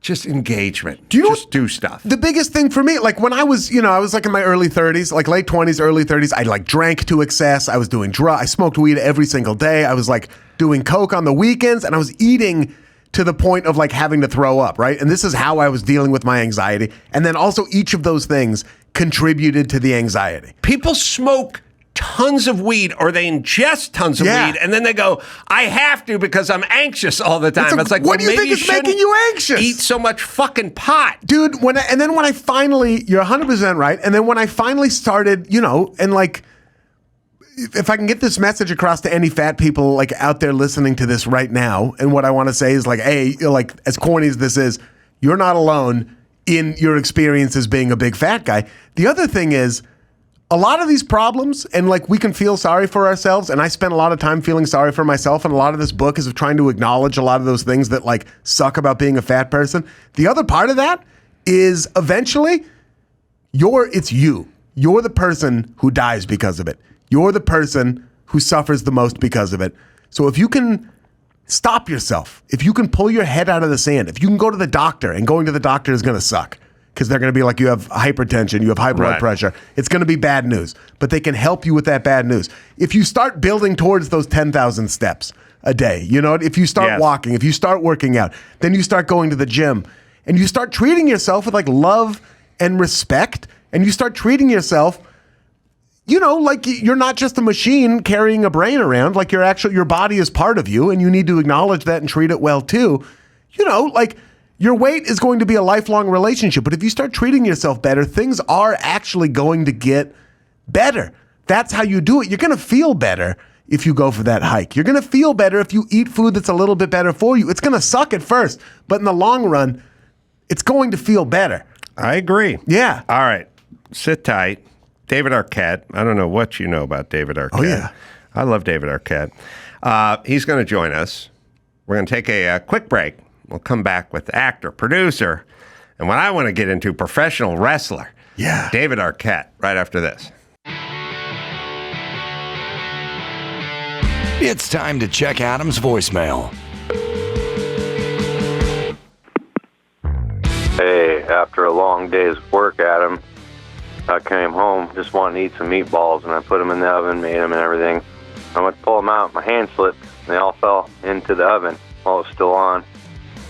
Full of God knows what on the bottom of that oven floor.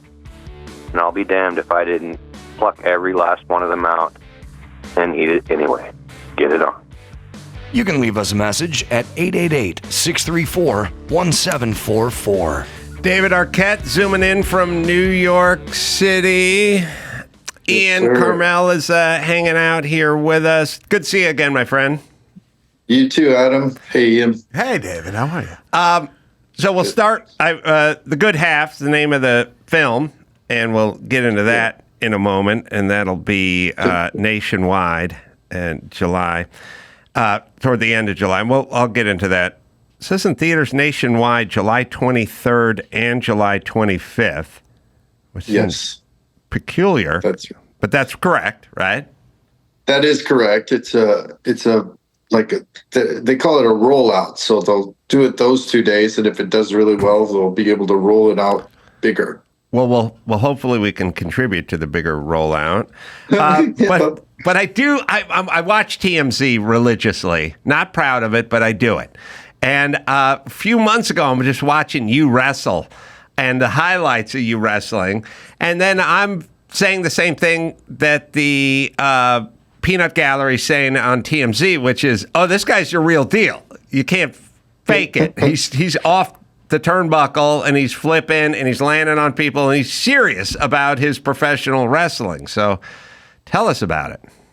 Yeah, I did. I wrestled professionally for a couple years in the whole independent circuit.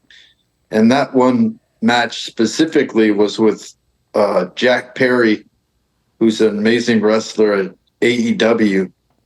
And he's Luke Perry's son. We've been friends for a while. Really? And yeah, so I don't know if you know, but years ago I did a movie called Ready to Rumble. Yeah. Then to promote it, they made me the champion. And the fans got really upset about that because it was the same belt that Dusty Rhodes won and Ric Flair, all these legendary wrestlers. So they got really upset. So I went back to wrestle to see why they got so upset. And it turns out it's because I was an actor. Well, I just watched the doc on Ric Flair on, I think it was Netflix. I hope you've seen it. If you haven't, you should. I haven't seen it yet. It's pretty crazy. I mean, it's a lot of it's on Ric Flair, but it's a lot of Dusty Rhodes in there. Yeah. And I grew up in North Hollywood. I played football and baseball. I didn't have any time for wrestling. I just never thought. It's like, it's not real. When you watch Ric Flair and you see him go at it with Ricky Steamboat, you're like, oh my God, this is crazy athleticism here. Like, whatever it is, they ain't faking this. Right. The results might be predetermined, but that athleticism is very real, right? Just watch Ric Flair and Ricky Steamboat in their prime go at it, and it's totally insane. Some of those dudes like Rey Mysterio, when they're like coming off like the top like that, like acrobats, it's amazing. Yeah. I actually went down and trained in Mexico with some luchadors.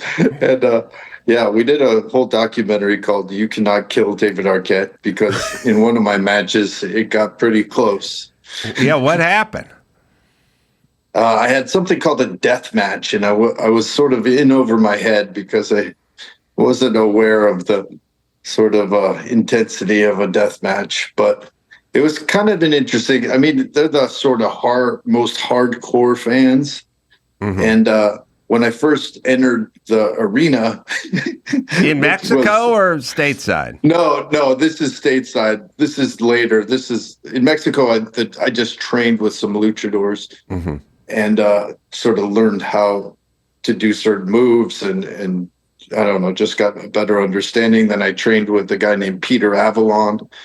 And then I did the independent circuit for a couple of years, and then I come upon this death match because I wanted to sort of reach out to the real hardcore fans. So when I walked in, they were just booing me like they hated me. And then by the end, when I had sort of shed some blood and showing my commitment, they were like screaming and they were so like behind me. So I sort of accomplished what I set out to do, is sort of get accepted by the group. And it's really wild. If you go and tour the independent scene and you're wrestling with all these guys that are now up in the big leagues, you get a better understanding of the whole, what goes into it. And it's storytelling, it's good against evil. It's you really do put your whole body into it, and you have to commit to it. There's no faking gravity, as Diamond Dallas Page says. Yeah, with his DDP yoga. He's been in here. That's right. That helped me too, lose a bunch of weight. Listen, I mean, what these guys put their bodies through, ironically, it's like, football, basketball, and baseball are considered real and wrestling considered fake, but the fake sport is much tougher on the body than the real sport. Yeah. And in my football games, the outcome was predetermined as well. We were just going to lose. Everybody Me too in high school. Yeah. But, I mean, what these guys end up with is crazy in terms of the wear and the tear, and they do it much longer football kicks you out when you're 33. Basically, it's like they just go, sorry, no more. You go, I want to play next year. They go, you're cut. No one will pick you up. I mean, that's 33. Wrestling, these guys are just getting started. When football's telling you your body ain't up to this, they're just getting started at that age, right? Yeah, and there's things called bumps where you like slam yourself down on the ground, and you have to, even just the training for all of this, it's really intense. And if you take like a month off and you go back to wrestling, it's really, you'll injure yourself because you kind of have to keep your body used to getting hit by a car, essentially. But are you retired now? I have. Wrestling's the kind of thing where once you're in, you're kind of in it. Although, I was the world champion and I don't have an action figure. What? I know. I have never been in a wrestling video game, so there's still a couple things on my bucket list for that. You got to have someone make you one of those pillows. Like in the late 80s, early 90s, you get like an Ultimate Warrior pillow that you could like throw around. Buddy, yeah. One of those ones. Yeah. Did buddies. You got the rights to Bozo the Clown that I grew up with, which would probably scare kids today. Yeah, I would think, but clowns got a bad rep over the last 30 years or so. But where's the Bozo? What made you do that? Well, what made me do it is that I lived in Evanston, Illinois when I was younger, and Bob Bell was the Bozo there at WGN. I don't know. I love Bozo. I love the whole circus. I fell in love with it. Loved it my whole life. My dad used to dress up as a clown when I was a kid, Butter the Clown for my birthdays and stuff. So I always just loved clowns. And then about 17 years ago, but by the time I purchased it, 15 years, I'd been trying to get the rights through Larry Harmon, the guy who owned the rights, and brought Bozo to sort of what everyone knew of him. He taught all these different people to be Bozos, and they took it to individual local markets throughout the United States. So they had 200 Bozos at one point. Wow. At shows. Yeah. Wait, didn't Gallagher? Sounds like Congress. I think Gallagher did that. Exactly. Oh, he didn't he? He farmed out Gallagher. But the Congress joker's probably better. I stepped on yours. It would have been. I stepped on yours. It would have been better. I'm They're sorry. both solid takes on the same. Two subject. options. Go ahead and pick in the cut. Yeah, whatever you want. So he franchised it because they couldn't syndicate the show. No, he did it in a time where they syndicated it sort of through WGN. It became cable and became the Superstation and sort of put it all out, in a syndicating way. But that was before. I mean, he started this in 1957 or something, individual markets. So would you think about doing a movie like a Mr. Rogers style? And there's been a few of them. There's one, Bob, oh God, the painter with the fro. Bob Ross. Yeah, Bob Ross. Right. Yeah. And the movie's not called Bob Ross because his name isn't Bob Ross. But I mean, they're doing these kinds of films now. Would you think about in that vein? Yeah, we're definitely doing a feature film. We're doing it with Tubi at the moment. We have an amazing script written. But I'm just strangely enough, I'm also a certified Bob Ross instructor. What? I can teach you how to paint in the style of Bob Ross's wet on wet technique. Yes, I went to New Smyrna Beach, Florida, and I studied for 3 weeks and got my certification. So yes, I'm a certified Bob Ross instructor. That's incredible. It's crazy. Wow. You must get laid all the time. Once he says wet on wet, I think that probably helps. That's where the panties drop. Well, have you seen the doc on Hulu? Yeah. With Owens. Let's see. Which Owen brother? Owen Wilson. Owen Wilson. Owen Wilson. Yeah, I actually gave him a lesson before he filmed that movie. You gave Owen Wilson a Bob Ross lesson? I did. It's kind of it's a weird, interesting movie, and it's a very different kind of take. I mean, it's not the kind of movie you're used to seeing. It's definitely it's a documentary, or it's a bio. No, it's a bio that plays a little docky. That's just I think you would say it's very interesting. Yeah. I don't know if you call it great. You just go, it's worth a watch because it's just interesting. Was he one of those guys like Shel Silverstein where he was actually secretly out there having a bunch of sex, but we all knew him as this like family-friendly dude? He had a sex van, as best as I could tell. He drove a custom van.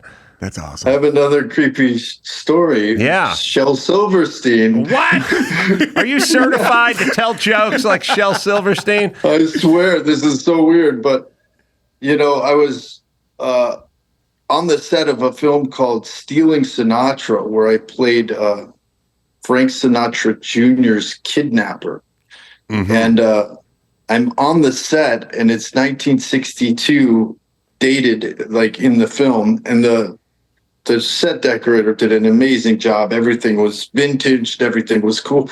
And I was flipping through these vintage Playboys, and I came across a picture, a nudist, article written by Shel Silverstein. And then I'm flipping through the pictures, and my mom's one of the nudists. What? Playing volleyball. What?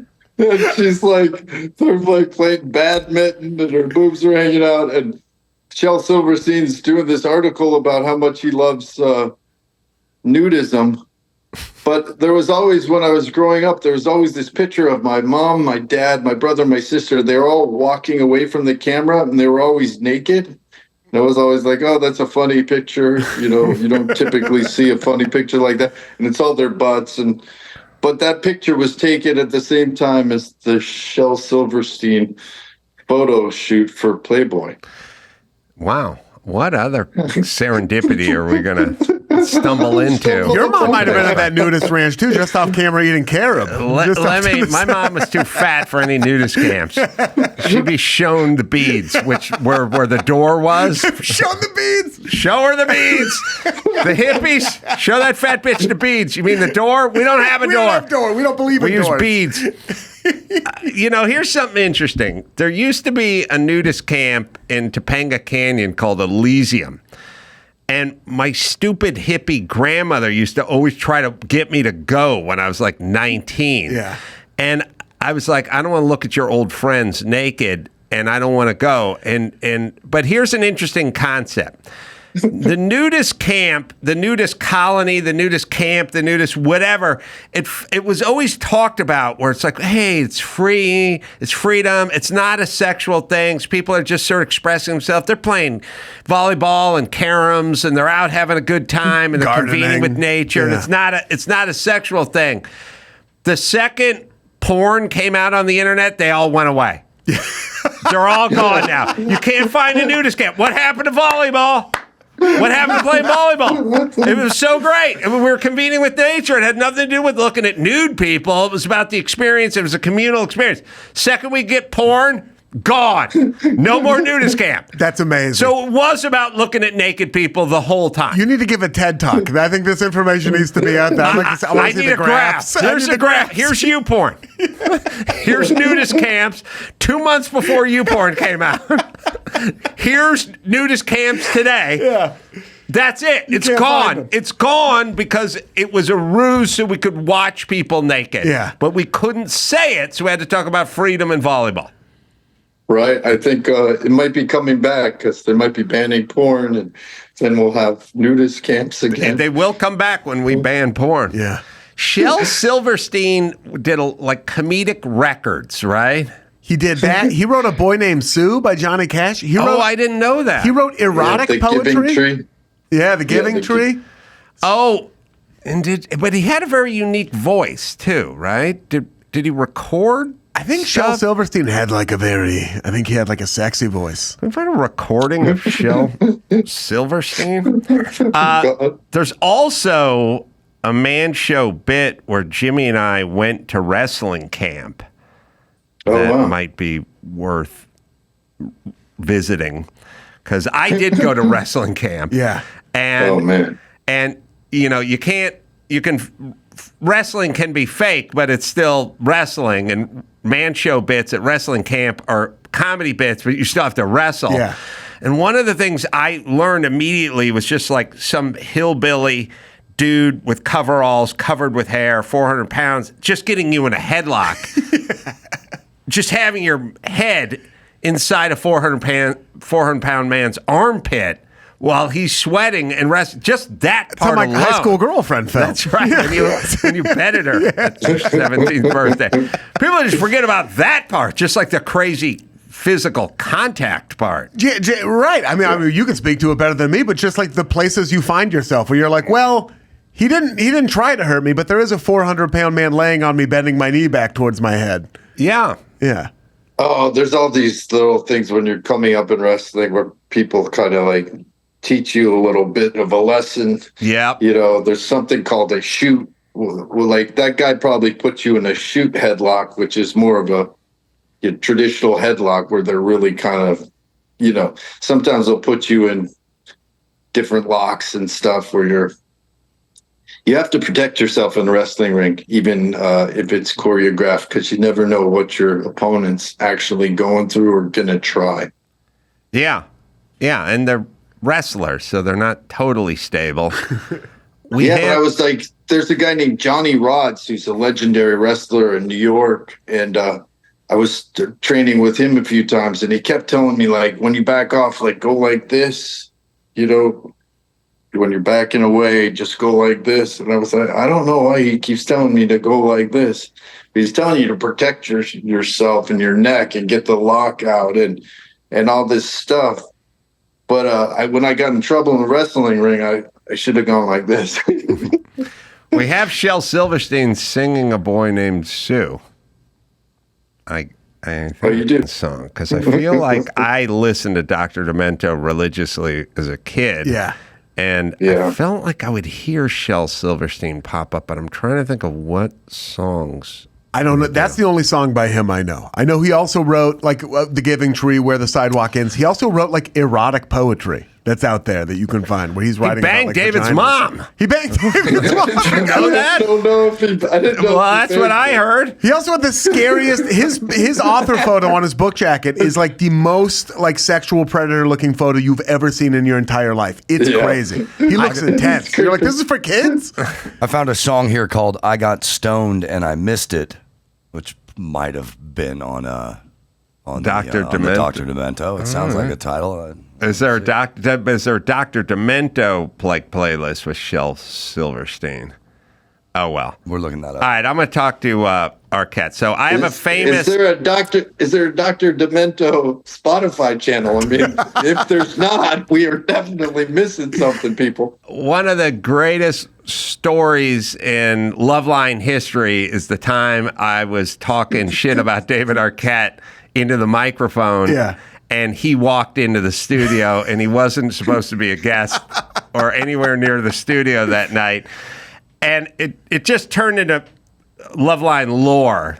And I remember my version of the story. But, 25 years on, it's good to get the other participants' version of the story. Because you might just remember the feeling. This might be going back to what we were talking about earlier. My recollection is that I was doing Loveline, which was 10 to midnight in Culver City, which, so you should know, is off the 10 freeway, just a half a mile off the 10 freeway. And David Arquette's name came up, and I don't know how. But I said, man, that guy's crazy. He is crazy. And then I said, I don't know, there's like crazy actors out there, and there used to be more, I feel like. And I would go, how did that guy learn all his lines, memorize all his lines, and show up to the set and hit his mark and everything like when he's crazy?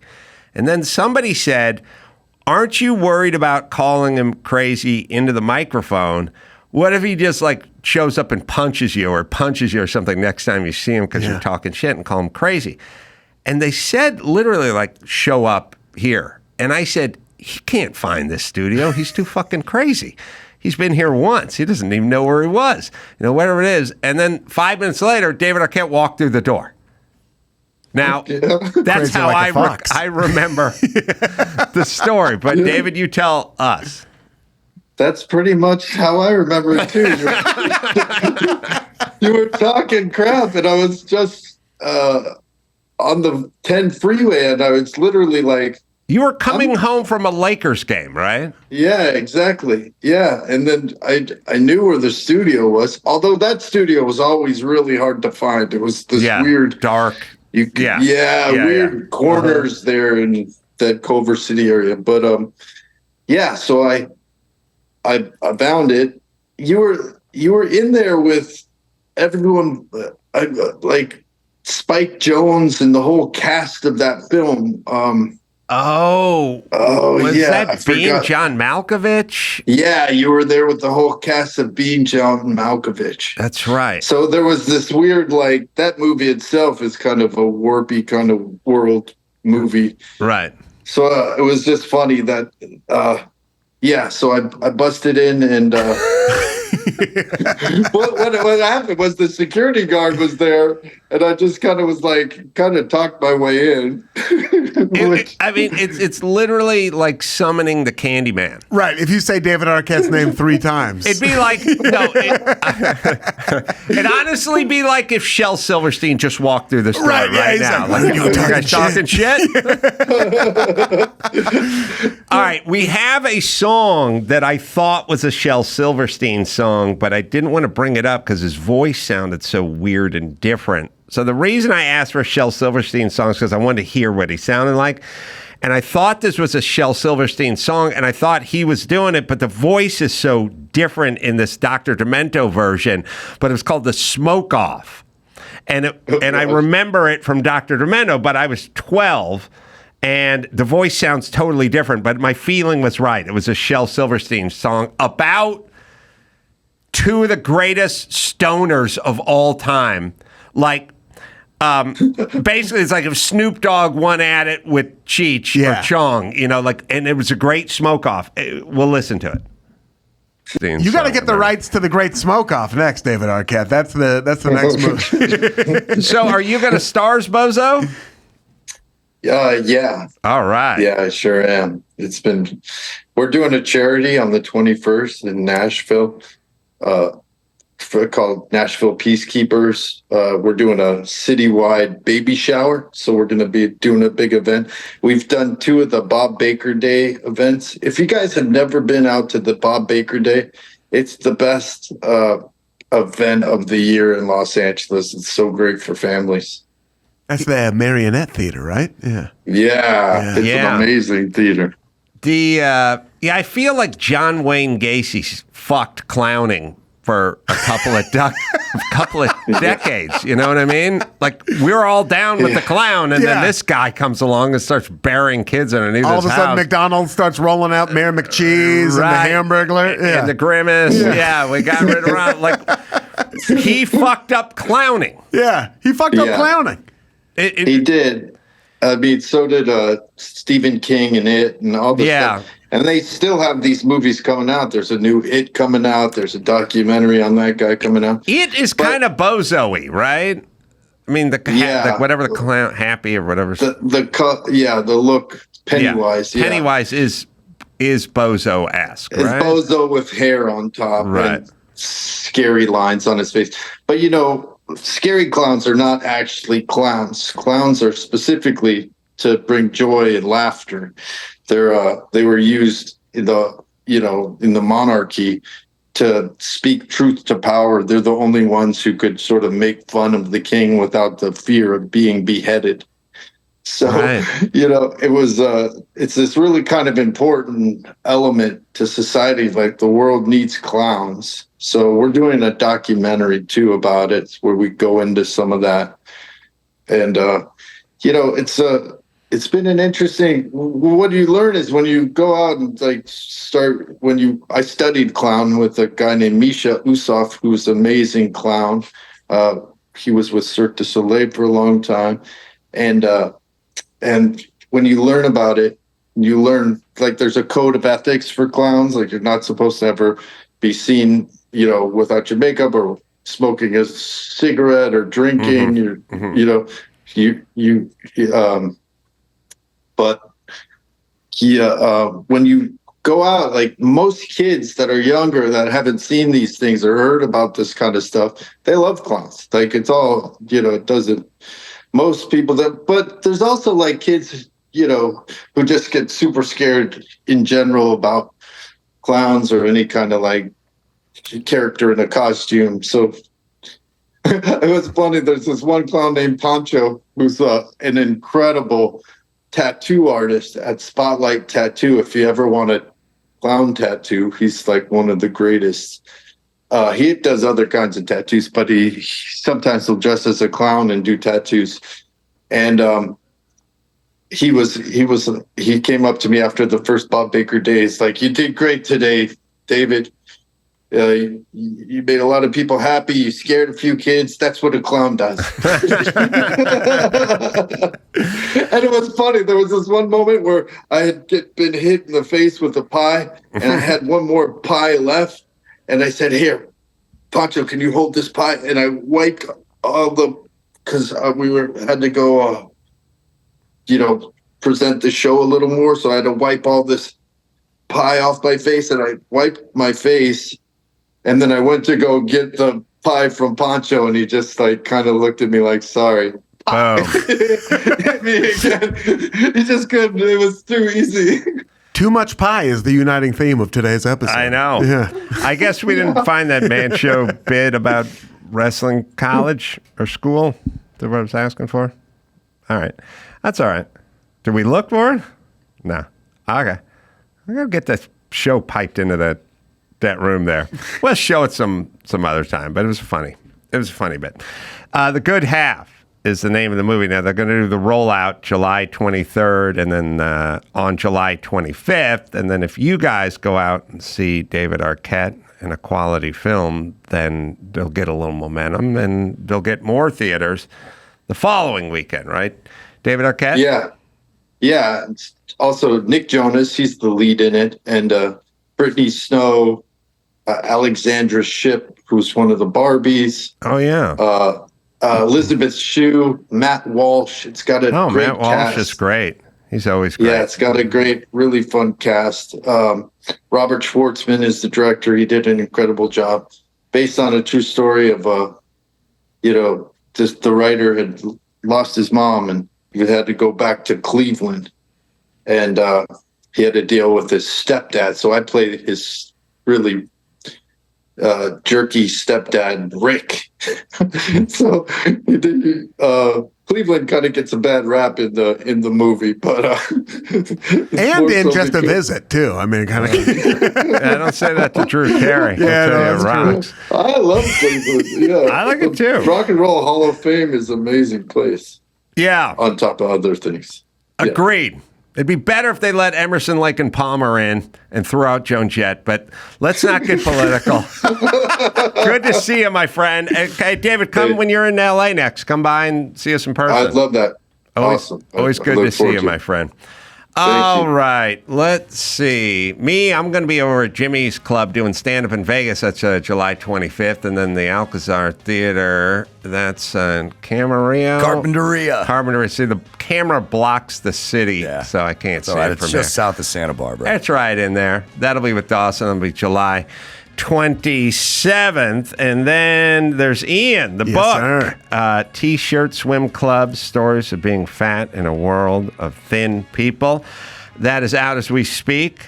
Come back anytime, Ian. That was fun. I had a great time. It's wonderful to be back in Glendale, the Jewel City. I lived here for the first 8 years of my time in LA, so it's nice to be back. Oh, really? Oh, yeah. I was wondering where all the food went. That was me.